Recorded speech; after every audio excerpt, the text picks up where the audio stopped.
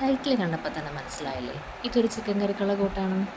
അത് തന്നെ, കിഴങ്ങ്, സവോള, ഇഞ്ചിയും വെളുത്തുള്ളിയൊക്കെ അരിഞ്ഞൊരു സൈഡിൽ മാറ്റി വെച്ച് കഴുകി വെച്ച ചിക്കൻ കൂട്ടനെ എടുത്ത് മല്ലിപ്പൊടി, മുളക് പൊടി, കുരുമുളക് പൊടി, മസാലപ്പൊടി, നാരങ്ങ നീരൊക്കെ ചേർത്ത് നന്നായിട്ട് കുഴച്ച് ഫ്രിഡ്ജിൽ റെസ്റ്റ് ചെയ്യാൻ വെച്ചു. അതിനുശേഷം അരിഞ്ഞ കൂട്ടെല്ലാം കൂടെ ഇട്ട് അടുപ്പത്ത് വെച്ച് വെളിച്ചെണ്ണ ഒഴിച്ച് നന്നായിട്ട് ഇളക്കി യോജിപ്പിച്ച് അതൊന്ന് സെറ്റായി വന്നപ്പോൾ ഇഞ്ചി, വെളുത്തുള്ളി, പച്ചമുളകും കൂടെ ചതച്ച് ചേർത്ത് ഇളക്കി യോജിപ്പിച്ച് കുറച്ച് നേരം മാറ്റി വെച്ചു.